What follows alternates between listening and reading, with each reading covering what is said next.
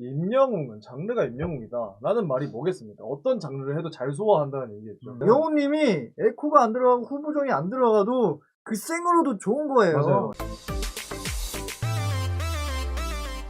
그럼 우리 김강사님은 어떤 전문가분의 평이 좀 기억에 남으셨나요?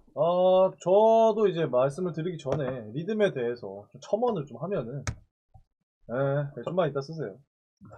최첨단 시스템 좋아하시죠? 추천단 시스템 좀만 이따 쓰세요. 어떤 전문가분인지 말씀해 주시자마자 최첨단으로 바로 위에 띄웁니다. 알겠습니다. 리듬에 대해서는 한번 꼭 저도 얘기를 이제 보컬로서 드리고 싶은 게, 리듬이 곧 장르입니다, 사실은. 그죠. 장르를 나는 가장 큰 기준이 리듬이고, BPM. 여러분들이 많이 얘기하시는 게, 임영웅은 장르가 임영웅이다 라는 말이 뭐겠습니까? 어떤 장르를 해도 잘 소화한다는 얘기겠죠. 그 말은 이 리듬 저 리듬 뭐 이런 세상에 있는 어떠한 리듬들에 대한 이해도가 없으면은 불가능한 얘기예요.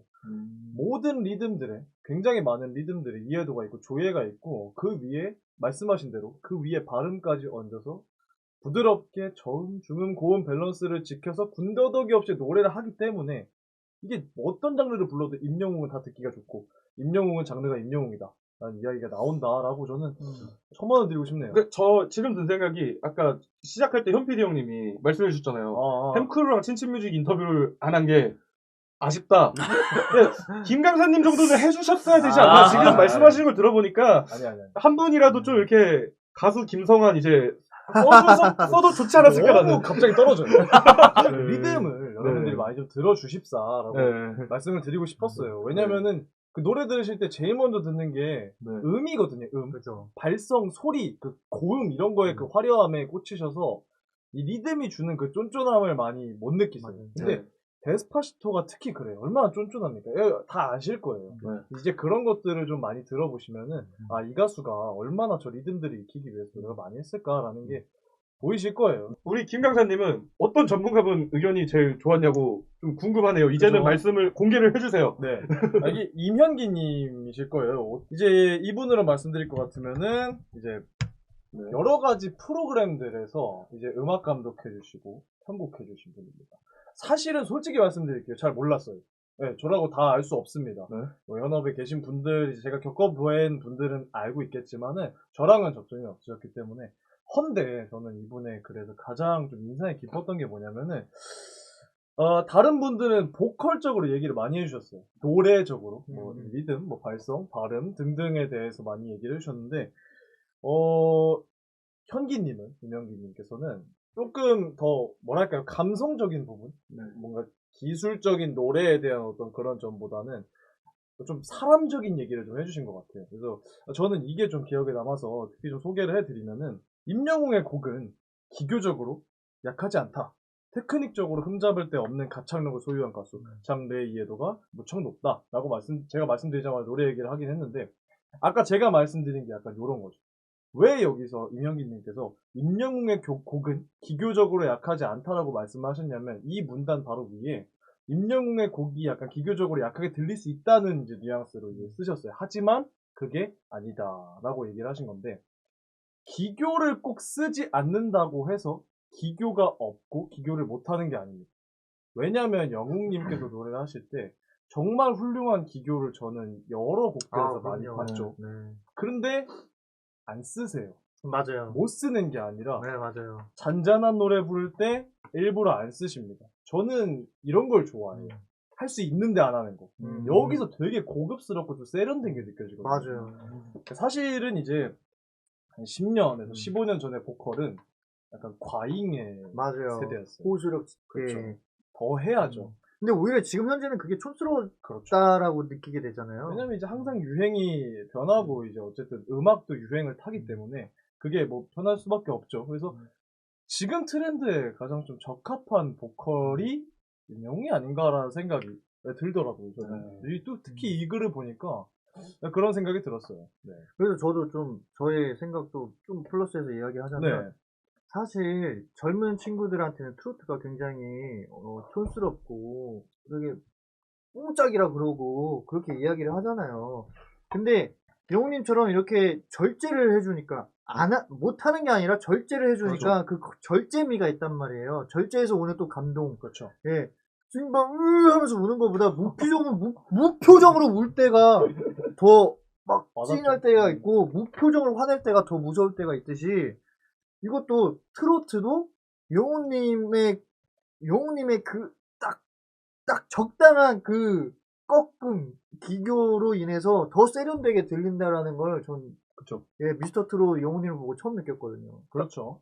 가장 중요한 거는 할 줄 아는데 안 하는 거랑 못해서 못하는 거는 하늘과 땅 차이다. 그건 진짜 하늘과 땅이에요. 그러니까 마치 제가 오늘은 내가 기분이 안 좋아서 봐준다 하고 가는 거랑 코리안 좀비 정찬성님이 오늘 내가 봐준다 하면은 후자는 되게 고맙죠. 그쵸. 봐주셔서 약간 이제 전자가는 뭐야 이거. 그러니까 못해서 못하는 거랑 할 줄 아는데 안 하는 거는 다르다는 거. 비유 굉장히 찰진 것 같아요. 그리고 또 네. 하나만 더 이 현기님의 네. 평 중에서 하나만 더 말씀드리면은 네. 쿠세가 없다. 네. 근데 이게 왜 대단한 거냐면요. 노래하는 사람들은 쿠세가 없을 수가 없어요. 자, 쿠세가 뭐냐? 여기서는 이제 겉멋이라고 얘기를 하셨는데 약간 그 사람만의 겉멋 그리고 나쁜 습관 약간 그런 겁니다. 근데 노래하는 사람들이 왜 쿠세가 있을 수밖에 없냐면은 노래하는 사람들은 음악을 많이 듣죠. 많이 부르죠. 남들보다 뵐 확률이 더 높습니다. 그리고 습관이라는 건 한 번 배면 빠지지 않아요. 그 상태로 계속 쓰다 보면 눈덩이처럼 굴러갑니다. 그래서 쿠세를 안 되게 연습을 하는 거를 정말 오랫동안 열심히 지켜가면서 절제하면서 연습을 해야 되는데 영웅님은 그 오랜 시간을 어떤 쿠세도 아까 기천이 형님께서 말씀하신 자신의 철벽을 뚫지 못하게 지키면서 연습을 하신 것 같아요. 저는 이 쿠세 의견에서 저도 동감하는 부분이 뭐냐면은 사실 이 쿠세라는 게 본인이 인지하지 못하는 경우도 되게 많아요. 그렇죠. 근데 그게 그래서 경력이 오래되고 본인의 위치가 올라갈수록 그거에 대해서 무언가 피드백을 줄 사람들이 사라진단 말이에요. 지금 사실 임영웅님 위치에 가 있어요. 노래를 불렀어요. 같이 작업을 하면서 감히 어떻게 거기다가 태클을 걸 수 있을까요? 거기는 나는 이런 게 별론데 하는데 쉽지 않을 거예요. 그만큼 같은 높은 위치에 있는 사람이 아니면은. 근데 이게 본인의 위치에 올라갈수록 그렇게 말씀하실 수 있는 분이 줄어들고 나중엔 없어져요. 진짜 레전드에 올라가시면은. 그럼요. 그러다 보니까 예전의 음악과 조금 이 가수는 좀 요즘 음악은 아쉬운 느낌이 드는 데가 거기서 나오는데 발전이 없을 수 있어요. 그냥 임영웅님은 발전하시잖아요. 항상 노력하고 그게 진짜 대단한 거예요. 그냥 지금 위치만 딱 보면은 대한민국 트로트 가수 중에 임영웅님보다 지금 영향력이 큰 사람은 저는 없다고 보거든요. 그럼에도 진짜 이 보컬의 정도를 보여주시고 음악적인 시도도 참 새롭게 많이 하시는 게 참 이 쿠세의 의견 저는 참 좋게 저도 들었던 것 같습니다. 네. 자, 그리고 이번에는 제가 좀 인상 깊게 들었던 네. 조재혁 피아니스트님. 네. 제일 앞에 계시던 분 아닌가요? 아니요? 아닌가요? 네. 죄송해요. 네. 모를 수도 있죠. 네. 그럼요, 그럴 수 있죠. 책을 외울 수는 없어요. 아무튼 어떻게 외워? 네. 저는 딱 이제 중간에 조재혁 피아니스트님이 등장하신 걸 보고 중간이구나. 놀랐던 게 뭐냐면은 보통 지금 그 전에 의견을 내주신 분들께서는 대중음악 작곡가, 대중음악 연주자, 음악 감독분들 이제 대중음악 쪽에 종사하시는 분들께서 의견을 내주셨는데 이분은 클래식 피아니스트입니다. 네. 그리고 스테인웨이 글로벌 아티스트. 그러니까 스테인웨이가 어떤 브랜드냐면요. 약간 피아노 치는 사람들한테 꿈의 피아노. 맞아요. 억대가 넘어가는 가격에 그리고 뭐 그랜드 피아노 그 관리하는 것도 굉장히 까다롭고요. 맞아요. 일단은 그걸 놓을 넓은 집도 있어야 되고 좀 자격 요건이 참 많이 있어야 되는. 옮기기도 힘들어요. 네, 모든 꿈의 그 피아노 브랜드의 글로벌 아티스트. 참 대단하신 어쨌든 클래식계에서 되게 대단하신 분인데 과연 어떻게 평을 해주셨을까 너무 흥미롭더라고요. 근데 가장 인상 깊은 구절이 트로트랑 쇼팽은 정서적으로 비슷하다. 근데 저는 그래서 이분의 글을 진짜 몇 번을 읽었는지 모르겠어요. 여러분들께서도 이해를 못 하셨을 수도 있을 것 같아서 저도 처음에 의아했거든요, 되게.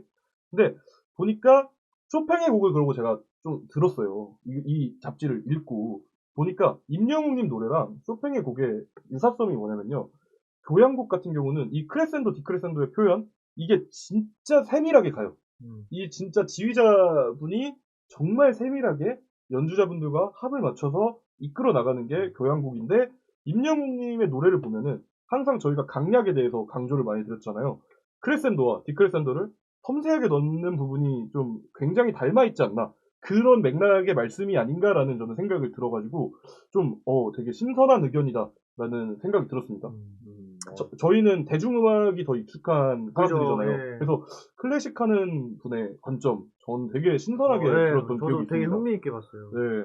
그리고 또 중요한 거. 이제 임영웅님 같은 경우는 소리에 에코가 많이 들어가 있지 않다. 보컬 녹음 시에. 이렇게 또 평을 조재영님께서 해주셨는데, 이 에코라는 게 리버브, 에코, 뭐 이런 딜레이, 공간계, 이 소리를 울리게 해주는 보컬 효과를 음원을 만들거나 방송 후 보정을 할 때 넣습니다. 우리가 노래방만 가도 에코가 빵빵하게 있으니까 노래할 맛 나잖아요. 근데 이 공간계 계열의 이펙터들이 해주는 역할이 보컬을 숨겨줘요. 퍼뜨려주니까. 그래서 단점은 가리고 약간 장점들만 이렇게 나갈 수 있게 해주는데 임영웅님은 그거를 최소화한다. 왜? 이미 완벽하니까. 굳이 가릴 게 없고 하다는 거죠. 그래서 저희가 좀 아쉬운 음향이었던 무대들에 대해서 평을 할 때도 에코가 거의 없는데 이렇게 잘 오히려 나온다고? 네, 근데 오히려 좋아. 그거는 네. 공명 때문에 그런 것 같아요. 아, 네. 공명. 네, 물론 영우님이 워낙 또 섬세하게 부르시는 것도 있지만 네, 원초적으로 그 공명이 좋으시니까 네. 되게 마치 이미 화장을 한 얼굴처럼 소리가 꾸며진 것처럼 나오는 거죠. 이미 여기서 다 꾸며서 아날로그로 다 꾸며서 이렇게 딱 그러니까 넣어주시니까. 잘생긴 얼굴에 화장하면 더 멋있고 예쁜 그럼요. 얼굴에 화장하면 더 예쁘듯이. 예. 근데 그냥 원래 잘생긴 얼굴은 화장을 진하게 굳이 안 해도 그죠. 또 그 자연미가 있잖아요. 자연미가 있으니까. 그러니까 영우님이 에코가 안 들어가고 후보정이 안 들어가도 그 생으로도 좋은 거예요. 맞아요. 예. 근데 이게 이 임영웅님이어서 이게 적게 들어가도 티가 안 나는 거지. 그지. 사실 그냥 일반적인 보컬에서 봤을 때는 이거 공간계 네. 이펙팅을 포기한다? 사실 네. 진짜 나체로서 나의 목소리를 공개하는 거랑 똑같다고 지금 저는 핸드폰 여시고 녹음기 틀어서 녹음해 보세요. 그게 정말 본인이 본인 목소리 들을 때 굉장히 사실 제일 낯간지럽고 부끄럽고 맞아요. 뭐 듣기 힘들고 이런 거. 네. 근데 영우님은 그게 근데 영우님도 본인 목소리 들으면 그러려나? 아마 그러진 않을 그죠? 거예요. 그런 천상의 목소리인데. 댓글이 있어요. 네. 후반 작업에 대해서 물어보시는. 후반 작업에 대해서 설명을 해드리면 지금 하는 얘기랑 이어서 하면 좋을 것 같아요. 네. 지금 저희가 이렇게 방송으로 말씀을 드리고 있잖아요. 이거는 그냥 생소리죠. 근데 여기에 이제 노래라고 치면은 악기들과 어우러져야 되잖아요. 목소리가. 그러기 위해서 후반에 많은 여러 가지 작업을 거치는데 지금 그냥 목소리가 되게 건조하게 나가잖아요. 이거를 우리가 노래방에서 에코 들어가 있듯이 이 컴퓨터로 후반 작업을 따로 합니다. 그래서 소리가 좀 더 따뜻한 느낌이 나게도 하고 풍성하게도 하고 더 펼쳐주기도 하고 이런 작업을 거치는데 포토샵이죠, 쉽게 말해. 네, 약간 포토샵이라고 생각하시면 돼요. 하나 더 붙이면 네. 예를 들어서 이제 기천이랑 저랑 탱크로에서 이제 듀엣을 하잖아요. 네. 그럼 이제 우리가 감성은 맞출 수가 있어요. 기천아 이런 느낌으로 부르자. 뭐 예를 들어서 기천이가 먼저 불렀는데 기천이가 이제 두툼한 목소리고 네. 제가 이제 얇은 목소리다. 그럼 이제 밸런스가 좀 안 맞을 수가 있죠. 네. 그럼 이제 기천이 목소리를 조금 더 얇게 사운드를 변경한다든지 네. 제 목소리를 조금 더 네. 중저음 부분을 살려준다든지 이렇게 밸런스를 맞추는 거고 이게 솔로 가수인 경우에도 본인 혼자지만 영웅님이 예를 들어서 뭐 별나사를 불렀는데 뭐 약간 서른도 선배님의 느낌으로 너무 웅장하게 불렀다. 근데 이걸 만약에 녹음으로 내보낼 때는 조금 더 얄쌍하고 하이톤으로 가고 싶다. 네. 그럼 이제 후반에 그런 거를 변경할 수가 있는 거죠. 근데 이게 절대 못해서 하는 게 아니고 아무리 잘하는 가수도 해야만 해요. 그 소리의 밸런스를 맞춰서 음악의 조화를 위해서. 근데 이거에 기대가는 보컬리스트들도 많은데 임영웅님은 뭐 기대가지는 않는 거는 그렇다 쳐도 최소화한다 이거죠. 이런 작업들을. 왜냐면은 원래 좋으니까. 네. 그러니까 어떻게 보면은 절대적인 거잖아요. 뭐 네. 노래를 못 불러서 후보정을 한다는 게 아니라 네. 내가 결혼식장을 가는데 내가 오늘 결혼을 하는데 내 신랑이야. 메이크업 안 하고 결혼하진 않을 거 아니에요. 예. 아무리 네. 배우라도. 예, 그건 절대적인 것 뿐입니다. 근데 잘생겼으면 예. 화장했을 때 더 극대화된다. 네. 좀 그죠. 덜해도 되는. 네. 그래서 이 후반 작업에 들어가는 요소들이 이렇게 말씀해주신 것처럼 소리 자체를 이제 예쁘게 만들기도 하고 튠도 하고요, 음정을 맞추기도 하고요. 그러니까 이 모든 전반적인 작업을 통틀어서 보통 믹싱이라고 얘기를 합니다. 그리고 이 영역이 어마어마하게 큰 게 정말 노동력과 전문성과 기술력이 많이 들어가는 작업이고 어마어마한 금전이 들어가고요. 네. 이 기술력에 따라서 음악이 천차만별로 퀄리티가 달라집니다. 근데 임영웅님처럼 특별히 크게 덧칠을 하지 않아도 이미 목소리 자체가 너무 예쁜 보컬이라면은 참 우리는 그거를 음악을 자연스럽게 느끼겠죠. 인위적으로 보정된 소리들이 아니라 진짜 있는 그대로 편안하게 자연스러운 음악이 완성되는 그게 가장 큰 장점이라는 조재용님의 의견 저도 가장 크게 공감했던 내용이었고 참 새로운 관점이어서 저는 진짜 좋았던 것 같아요. 이 파트가. 자, 여러분 오늘 박 실장을 필두로 해서 저희 행크루 신친 뮤직 같이 PNK 잡지에 대해서 리뷰해봤는데 어떠셨나요? 저는 생각보다 좀 걱정했거든요. 근데 역시 다들 음악하는 사람이었다 보니까 좀 할 말이 너무 많아가지고 그죠. 오히려 이거를 저희가 다 다뤘으면은 한 2박 3일 했어야 되지 않나 생각이 드네요. 재밌었습니다. 네. 네, 일단 여러분께서도 되게 유익한 시간이셨길 바라고 네, 여러분 저희는 이만 물러가겠습니다. 편안하시고 코로나 조심하세요. 피스! 피스! 좀 어색해. 감사합니다. 감사합니다.